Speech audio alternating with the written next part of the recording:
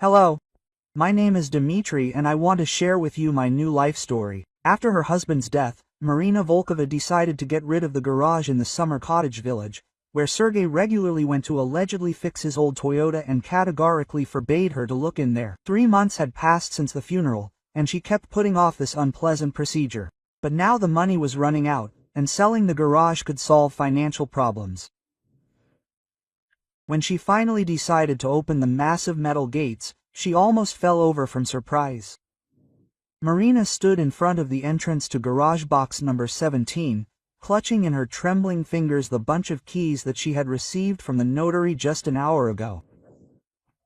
The October sun broke through the rare clouds, illuminating the rows of identical garages stretching along the dirt road. The silence of the summer cottage village was broken only by the distant barking of dogs and the rustle of leaves underfoot. She noticed that several middle-aged men were looking at her attentively from the neighboring garages. One, a stocky man with a gray beard, pretended to be fiddling with tools, but his gaze was riveted on Marina. Another, tall and thin, openly watched from behind the slightly open doors of his garage, not hiding his curiosity. The neighbor's strange behavior was alarming.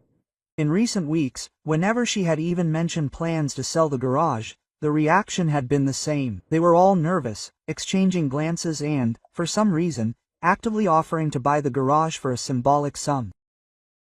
Viktor Kuznetsov, the neighbor on the right, even came to her house with an offer to buy the garage without looking. He offered a sum that seemed suspiciously small to Marina for such a large space in a good location. When she asked why he needed a second garage, he hesitated and said something unintelligible about expanding the workshop. Marina turned the key in the lock. The mechanism did not give in right away, rusted by time and autumn moisture. She applied force and the lock clicked. The heavy gate panels slowly swung open, revealing the inside of the garage. What she saw made her take a step back and lean against the doorframe. Instead of the expected junk, car parts and standard garage clutter, she was met with a sight she couldn't explain. There was no sign of a car in the garage. The entire space was occupied by a professionally equipped workshop. Metal workbenches with vices of various sizes lined the walls. Tools that Marina had never seen her husband use were neatly laid out on the shelves. Thin files, strange tweezers, magnifying glasses on movable brackets.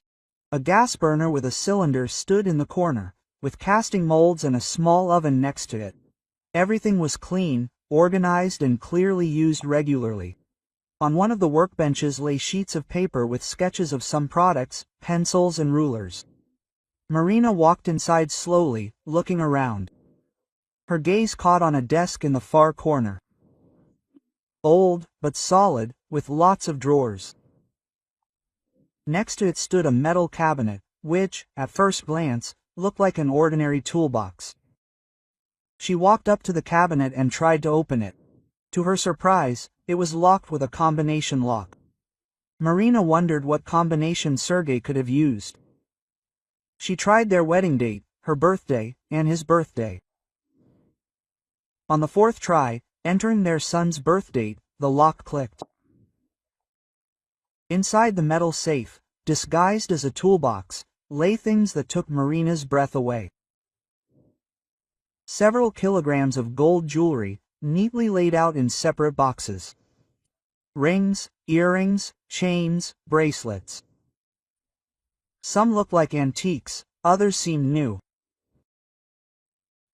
Next to the jewelry lay small bars of yellow metal that could only be gold. A thick wad of enveloped money occupied a separate shelf. Marina took one envelope with trembling hands and counted the contents. 50,000 rubles in large bills. She sat down on a chair next to the table, trying to comprehend what she saw. Sergei worked as an ordinary mechanic at a factory, receiving an average salary. Where could he have gotten such treasures? And most importantly, why did he hide all this from her? Marina opened the drawers of the desk one by one. In the top one there were documents, folded in neat piles, orders for the manufacture of jewelry with the names of customers and sketches of products, photographs of antique jewelry, clearly taken with a hidden camera. In another drawer she found a notebook with notes that looked more like a code. Addresses, last names, amounts. Several times there were mentions of material from Petrovich and Remelting for Kolia. Marina did not understand the meaning of these notes, but she felt that there was something serious behind them. The sound of footsteps behind her made her turn around abruptly. In the doorway stood Viktor Kuznetsov, the neighbor who had so persistently offered to buy the garage. His face was pale, and his eyes were wide open with surprise or fear. Viktor slowly entered the garage, looking around as if he was seeing it all for the first time. But something in his behavior told Marina that he knew the contents of the workshop very well. He was trying too unnaturally to feign surprise.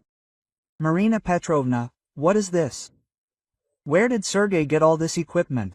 Viktor came closer. His gaze darted between the workbenches and the open safe. "I thought he was repairing a car here, like all normal people." "I thought so too," Marina answered, not moving away from the table with the documents. "But apparently my husband was doing something completely different. Do you happen to know what these notes mean?" Quote. She showed a notebook with mysterious notes. Viktor quickly ran his eyes over the pages and hastily handed the notebook back. "I have no idea," he said too quickly. "Listen, Marina Petrovna, let me buy this garage from you right now.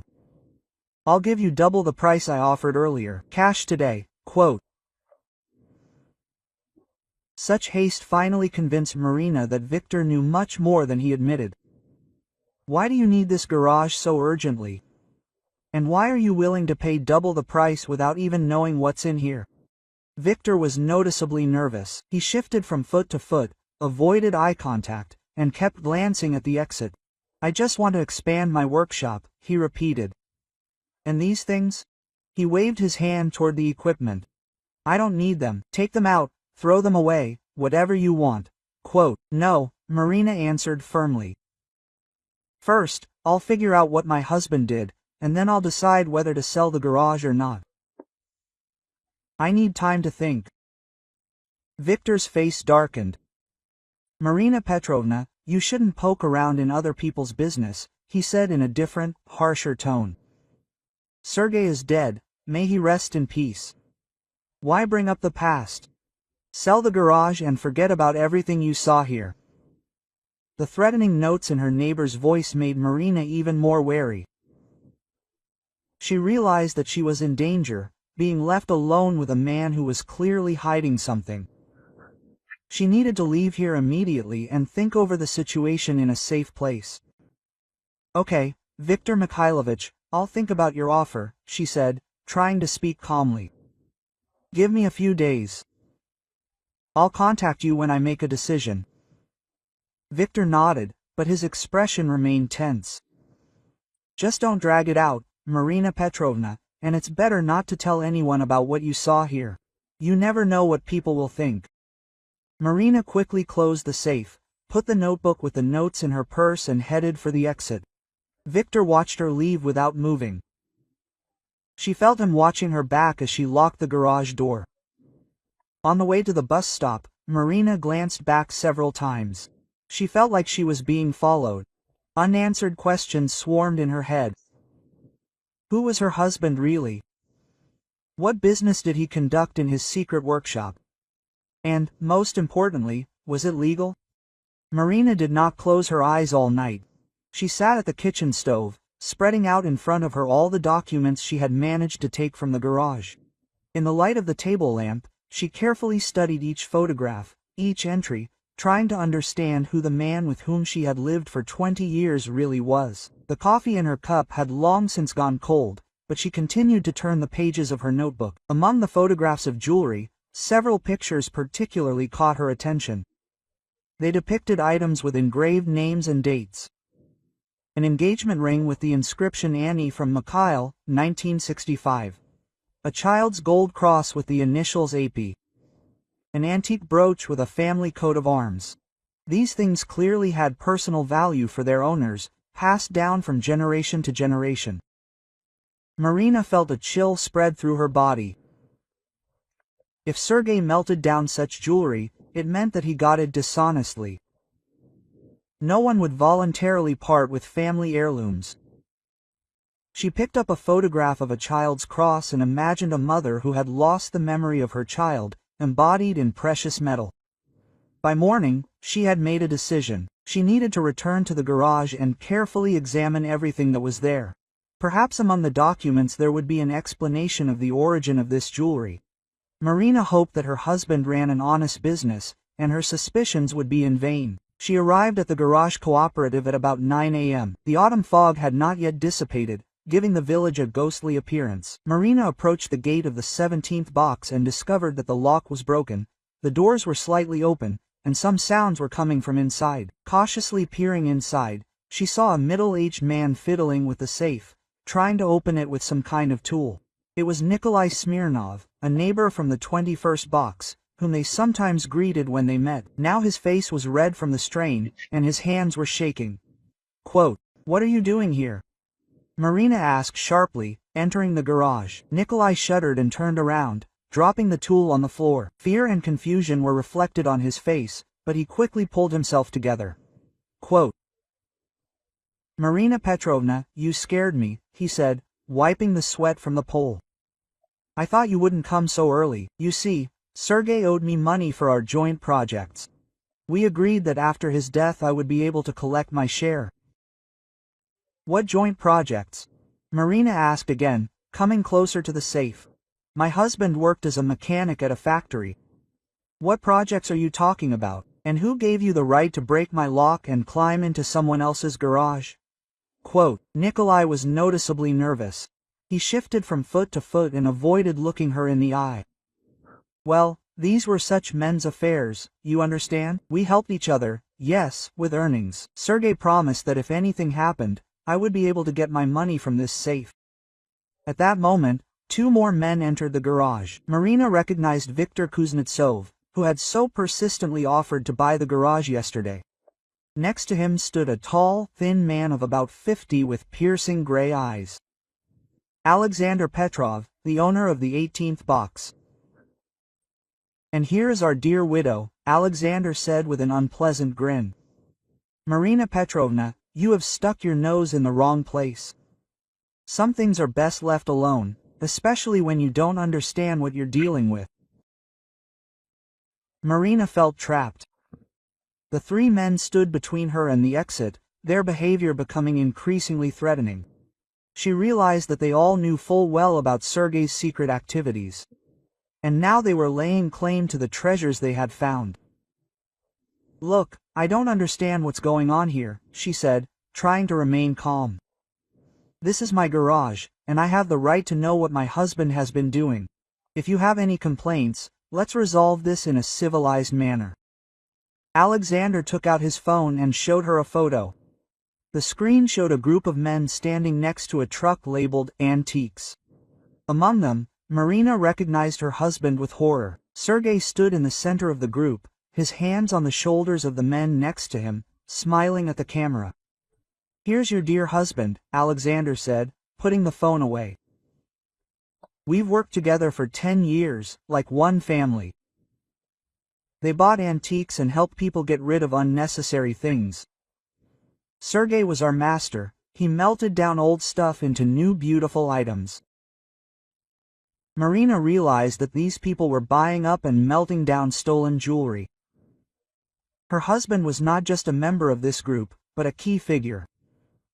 Without his masterful skills, they would not have been able to turn stolen jewelry into new items.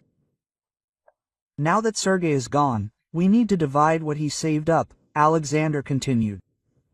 "We all contributed to the common cause, everyone took risks. It would be fair to divide it equally. And you, Marina Petrovna, will get your share and forget about everything you saw here." "Never," Marina answered firmly. "I will not participate in your criminal deeds, and I will not allow you to take what belongs to other people. These decorations must be returned to their owners." The men's faces darkened. Viktor took a step forward, clenching his fists. "You don't understand the situation you've gotten yourself into," he said menacingly. "We're offering you good money and a quiet life. You shouldn't refuse it. Quote. Nikolai nodded in agreement. Marina Petrovna, be reasonable. Your husband is already dead and he can't be brought back. Why create problems for living people? Take the money and live in peace. Quote. Marina realized that she was in mortal danger. These people would stop at nothing to hide their criminal activity. She needed to leave here immediately and call the police. She slowly backed toward the exit. Where are you going, Marina Petrovna? Alexander asked with a cold smile. We haven't finished talking yet. We need to come to an understanding, otherwise there could be trouble. Quote. Leave me alone, Marina shouted and ran to the exit. The men tried to detain her, but she managed to jump out of the garage and ran to the bus stop. She heard shouts and curses behind her, but she did not look back. On the way home, Marina noticed a dark car in her rearview mirror several times, keeping an equal distance from her. When she turned, the car turned behind her. When she stopped at a traffic light, the car stopped too. She was definitely being followed. At home, Marina locked the door with all the locks and slid the chain back in. Her hands were shaking, her heart was pounding wildly. She poured herself some water and tried to calm down. She needed to think about what to do next. Should she call the police? But what would she tell them?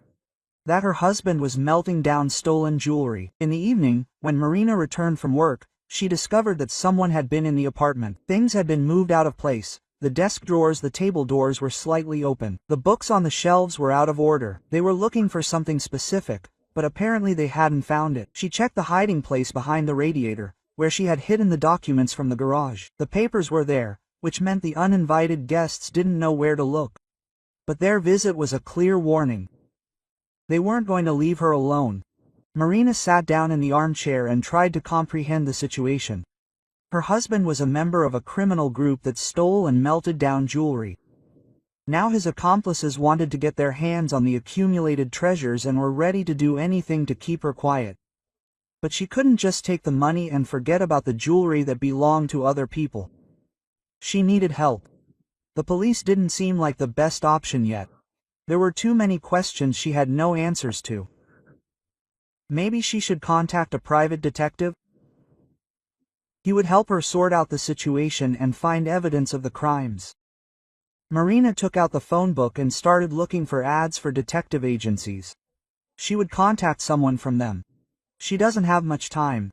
Her husband's accomplices clearly don't intend to wait and may take more decisive action. Like this video so that YouTube understands that you are interested in such video stories and recommends more quality stories. In the morning, Marina found an ad for the Femida Detective Agency in her phone book and dialed the number. The middle-aged man's voice sounded professional and calm. Dmitry Orlov agreed to meet her that same day at a cafe on Tverskaya Street. Marina took with her photographs of the jewelry and copies of the most important documents from her husband's notebook. The detective turned out to be a man of about snotty years old, with attentive, wide eyes and sunken temples. He listened to her story in silence, occasionally making notes in his notebook. When Marina showed him the photographs of the jewelry, his face became serious. He studied the pictures for a long time, especially lingering on the items with engravings. Quote, Marina Petrovna, what you told me is very serious, said Dmitry, putting the photographs aside. Some of this jewelry is familiar to me. I've seen it in reports of unsolved thefts in recent years. This brooch with a coat of arms was stolen from an apartment on Stashenka 2 years ago. And this child's cross was involved in a theft from a church. Marina felt her heart squeeze with pain. So, her worst suspicions were confirmed. Sergei really was involved in the thefts. The man she loved and considered honest, was actually making money on other people's grief. What should I do? She asked quietly. I can't just take this money and forget about everything. But I'm also afraid to go to the police. These people have already threatened me. They searched my apartment. Quote, Dmitry nodded understandingly. First, we need to collect evidence of their criminal activity. Without it, the police will not be able to do anything. And your garage neighbors, apparently, will stop at nothing. They have already invested too much in this case. The detective suggested installing a hidden camera in the garage to record the actions of Sergei's accomplices. Marina agreed, although the thought of returning to that place scared her. They agreed to meet late in the evening at the garage cooperative. At 12:30 at night, Marina and Dmitry drove up to the garages in his old Ford. The detective had studied the cooperative's plan in advance and chose a suitable place for surveillance. They left the car in the shade of the trees and walked to the 17th box. Dmitry professionally picked the lock that Marina installed after yesterday's incident inside the garage. He quickly installed a miniature camera, camouflaging it among the tools on the workbench. The device was so small that it could only be noticed upon very close inspection. While the detective was setting up the equipment, Marina once again examined her husband's workshop. In the light of the flashlight, everything looked even more ominous. She imagined Sergei working here for hours, melting down other people's family heirlooms into faceless ingots of metal. Suddenly, Dmitry drew her attention to the far wall of the garage. There, behind a rack of tools, he found a narrow passage blocked by sheets of plywood. When they removed the improvised partition, a passage into the neighboring garage opened up. Quote, "This is Alexander Petrov's box," Marina whispered. So they could move freely between the garages without attracting attention. Dmitry nodded and carefully walked into the next room. What they saw in Alexander's garage exceeded all expectations. The room had been transformed into a real warehouse of antiques. Paintings in ancient churches, silverware, church utensils, antique watches. Everything was neatly laid out on shelves and labeled with dates and amounts. Dmitry photographed the most valuable items, and then they returned to Sergei's garage. The detective installed another camera in the passage between the boxes. Now they could observe the actions of the entire group. The next day, the footage from the cameras exceeded all expectations. Around noon, all three neighbors came to Sergei's garage. Alexander opened the safe with his key and began to take out gold jewelry. Victor and Nikolai stood nearby, greedily examining the treasures. Quote, "This damn widow ruined everything," said Alexander, weighing a gold chain in his hands. "We worked for 10 years without any problems, and now she can turn us all in. Something needs to be done quickly." Nikolai nodded, sorting through the gold bars in his hands. What if he offered her more money? Maybe she would agree to take her share and move somewhere far away. To another city, for example. Victor shook his head. "Did you see her yesterday? She won't take the money. Her conscience has awakened, like her husband's lately. Remember how Sergei started whining about how he needed to quit?" Alexander turned to him sharply. "That is why Seryoza is no longer with us. He wanted to set us all up. It is good that I realized it in time. And now his wife is following the same path." Marina, who was watching the recording in the detective's office, went cold from these words. Did they really kill Sergei? She always thought that her husband died of a heart attack. The doctor said that it was sudden cardiac arrest.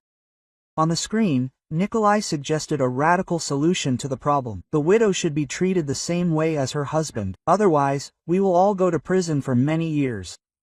I have children, I can't afford this. Dmitry stopped the recording and looked at Marina. Now we have evidence not only of the thefts, but also of your husband's murder. We need to contact the police immediately. These people are extremely dangerous. While they were discussing their next steps, the detective conducted his own investigation into the identities of three neighbors.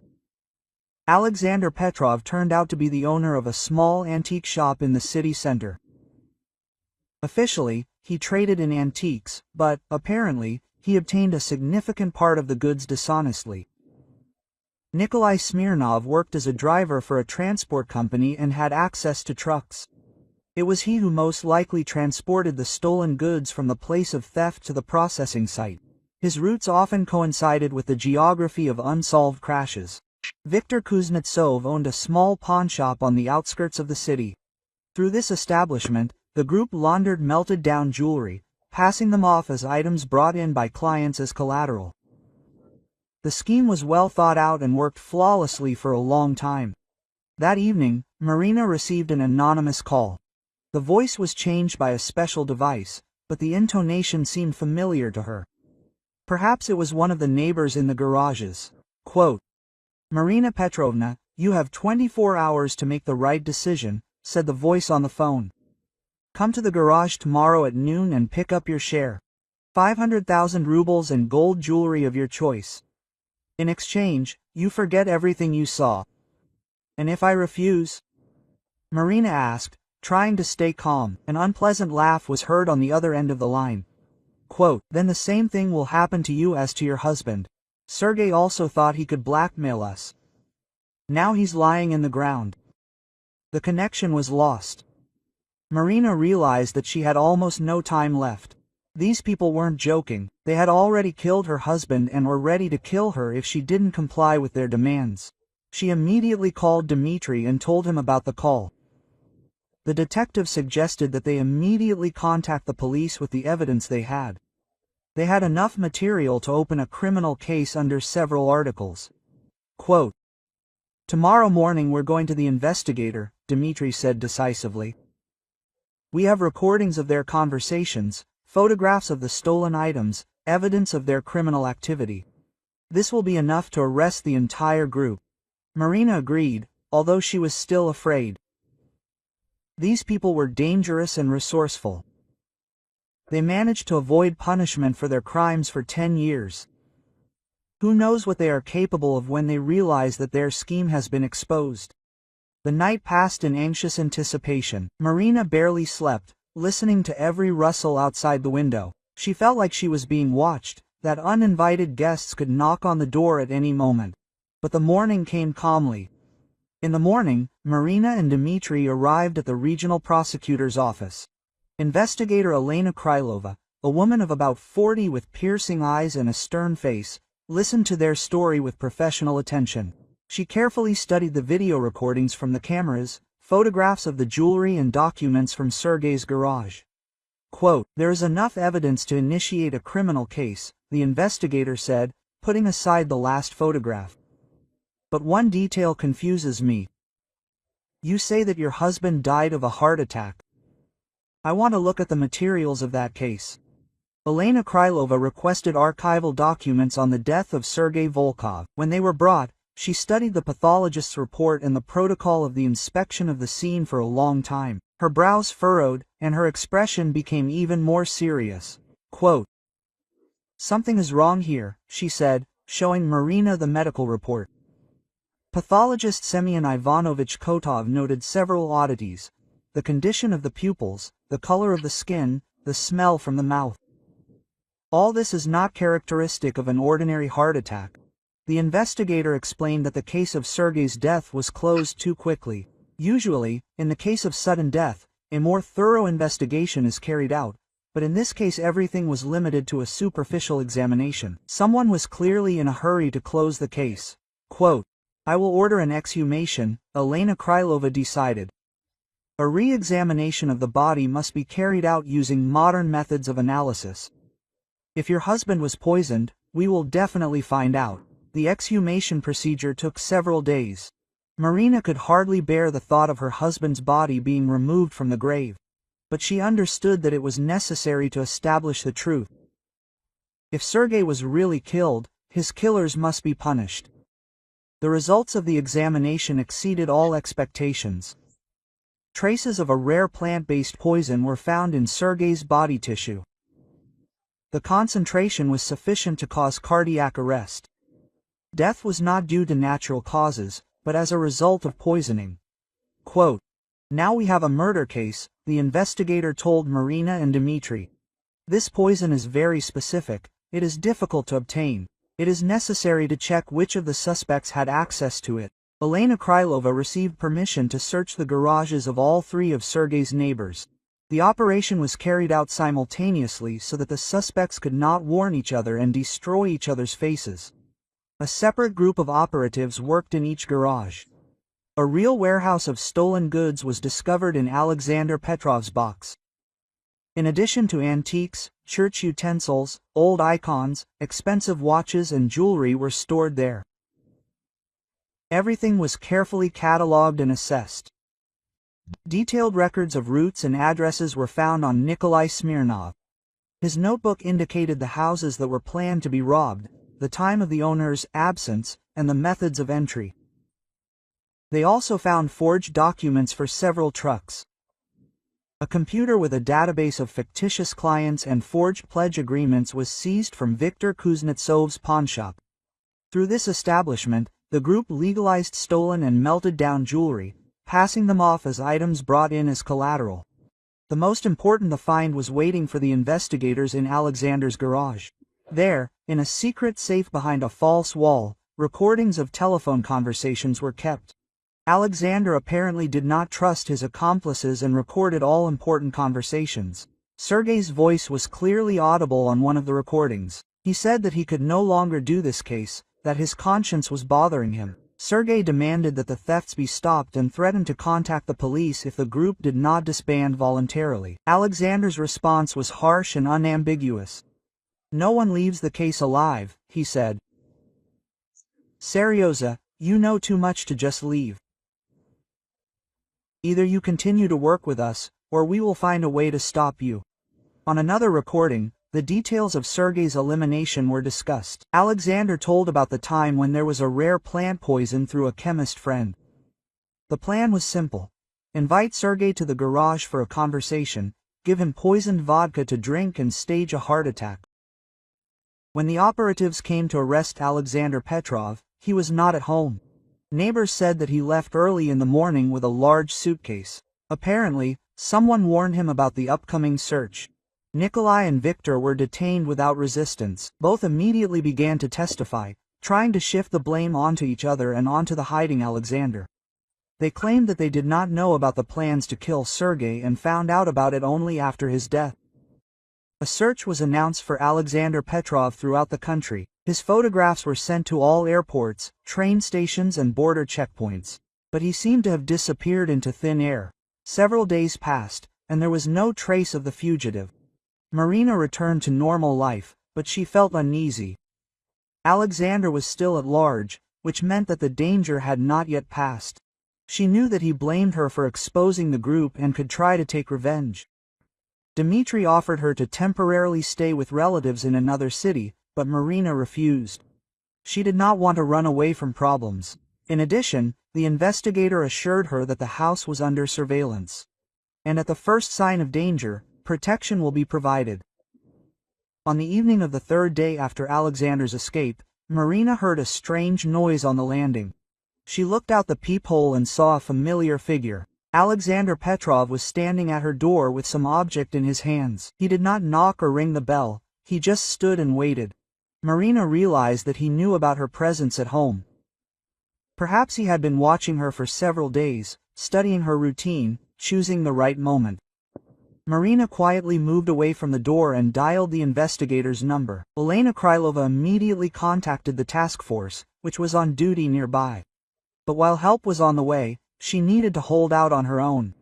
Suddenly, the lights went out in the apartment. Alexander had somehow turned off the electricity in the house. In the darkness, Marina heard him picking the lock with special tools. She locked herself in the bedroom and barricaded the door with furniture. "Marina Petrovna, I know you're home." A voice rang out Alexandra from the hallway. "Let's talk like civilized people. You've ruined my life's work. Now I have nothing to lose." She didn't answer, hoping that the detectives were already on their way. But Alexander was persistent. He methodically searched the apartment, breaking furniture and turning things over. Finally, he reached the bedroom. Quote, "Don't make me break down the door," he said threateningly. "I have a gun, and I won't hesitate to use it. Come out and no one will get hurt. I just need to talk to you." At that moment, quick footsteps were heard on the stairs. The detectives burst into the apartment, but Alexander managed to grab Marina when she tried to run out of the bedroom. He pressed the gun to her head and demanded free passage. Quote, "I'll kill her right now if you don't back off," he shouted, backing up to the window. "I have nothing to lose anyway. Provide me with a car and free passage to the border, otherwise the widow will go to her husband."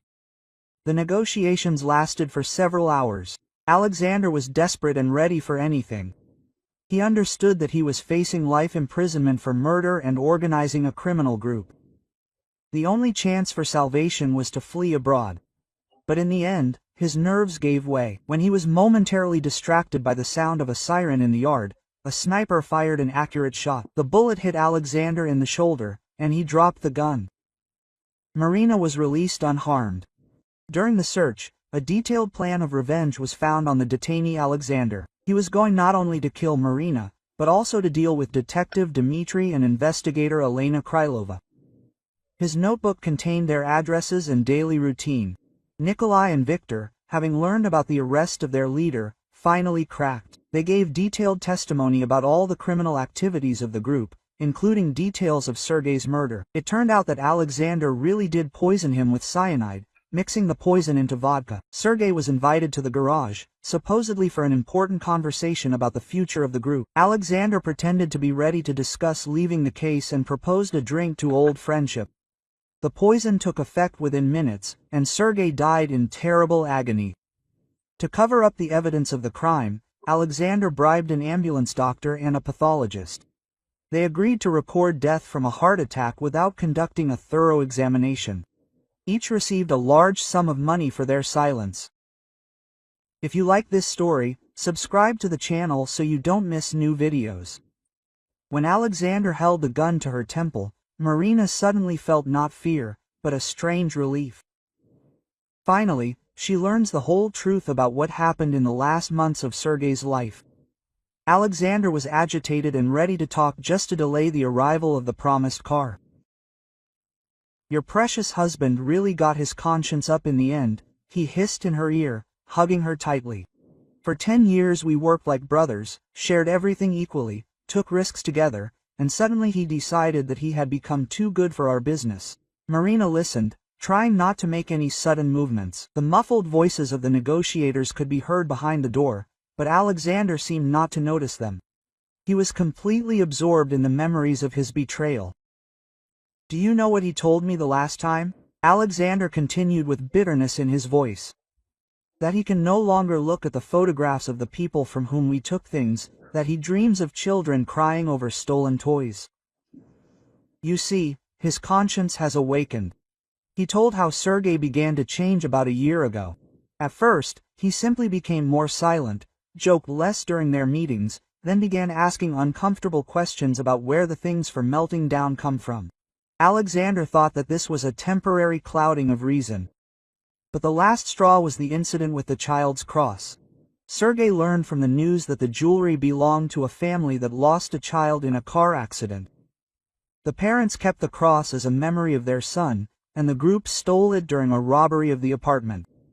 "He came to my house in the middle of the night," Alexander said, squeezing the handle of the gun tighter and tighter. "He cried like a woman, said that we were monsters, demanded that the cross be returned to the parents and that all activities be stopped.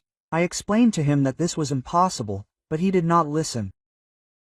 Alexander said that Sergei threatened to go to the police if the group did not disband voluntarily. He even named a specific time frame. 2 weeks to think it over. After that, he was going to hand everyone over to law enforcement. I tried to reason with him and explain that we would all go to jail for many years, the killer continued. "Nikolai has 3 children, and Viktor has a sick mother. But Sergei became possessed. He said that it was better to go to jail than to continue ruining other people's lives." Marina listened to these revelations with pain in her heart. This means that in the last months of his life, Sergei really suffered from the realization of his actions. He wanted to correct his mistakes, but he did not have time. Alexander did not give him such a chance. "Then I realized that I had no choice," the killer admitted. "Either Seryoza or all of us. I could not allow him to destroy the work of my life. I had to take tough measures." He told how he lured Sergei to the garage under the pretext of an important conversation. Pretended to be ready to discuss leaving the criminal group and even compensation for the victims. Sergei believed me and agreed to meet. "I brought a bottle of good vodka and said that I wanted to say goodbye like a human being," Alexander continued. Seryoza relaxed, thinking that I understood that he was right. "And I added Zionist potassium to his glass in advance." Marina shuddered, imagining the last minutes of her husband's life. Sergei was dying in terrible agony, and next to him sat the man he considered a friend. Alexander did not even call an ambulance, he waited until Sergei finally stopped breathing. Then I staged a heart attack, the killer said with professional calm. I bribed a doctor and a pathologist anatomist. They recorded a natural death. Everything went smoothly. No one suspected anything. At that moment, louder voices were heard outside the door. The negotiators reported that the car was arriving, but first the hostage had to be released. Alexander laughed nervously and pressed the gun harder to Marina's head. "Do you think I'll believe these cops?" he said. "As soon as I let your precious widow go, they'll shoot me like a mad dog. No, she'll go with me to the border." But Marina realized that Alexander was bluffing. He had been telling his story for too long, describing his husband's murder in too much detail. He needed to talk it out, to share his experiences of the past months with someone. "Do you know what the worst thing is?" he suddenly said more quietly. "Serioza turned out to be right. After his death, I started seeing the same dreams he talked about. The faces of the people we robbed, children crying over the stolen things." Alexander admitted that the last months had become a real nightmare for him. He couldn't sleep, he kept looking back, waiting for retribution. Sergei's death did not bring him peace, but only increased the feeling of guilt.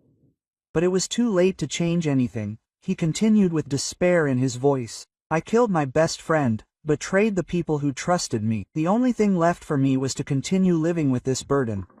Quote, "Suddenly there was a sharp sound of breaking glass. A sniper positioned in the neighboring house fired an accurate shot through the window. The bullet hit Alexander in the shoulder, and he dropped the gun with a cry of pain. Marina immediately jumped to the side, and Special Forces soldiers burst into the room. Alexander tried to get to the dropped weapon, but received another wound to the leg. He fell to the floor, writhing in pain and cursing everyone around him. The operation to free the hostage was successful. Marina was not injured, except for a nervous shock.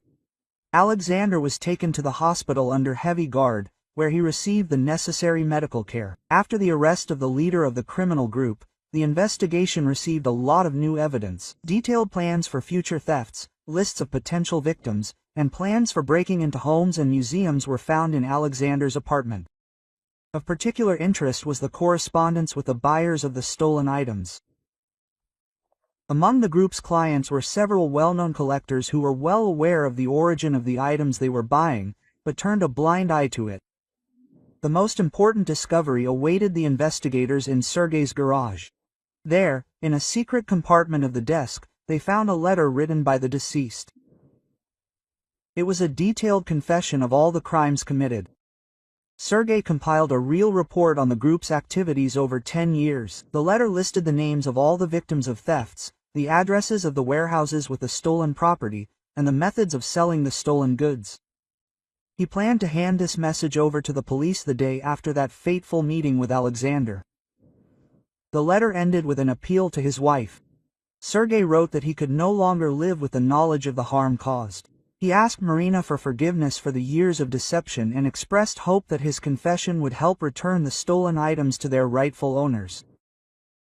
Thanks to this document, the investigation was able to solve dozens of unsolved crimes in recent years. The identities of most of the victims were established, warehouses with stolen property were found, and distribution channels for antiques were identified. It turned out that the group was involved not only in thefts from private homes, but also in robberies of churches and small museums.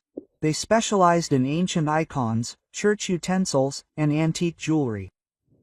All of this was melted down in Sergei's workshop or sold through a network of front men. The total damage from the criminal group's activities amounted to more than 50 million rubles. But the material losses were not the worst. Many victims lost things that had great emotional value, family heirlooms, gifts from loved ones, and memorable items. The investigation continued for several more months. Gradually, the entire network of accomplices was revealed. Corrupt officials who helped the group obtain information about potential victims were arrested. Marina actively cooperated with the investigation, providing all the documents and photographs found in the garage. She wanted justice to prevail and the stolen items to be returned to their rightful owners. Gradually, she began to understand that Sergei had really changed in the last months of his life.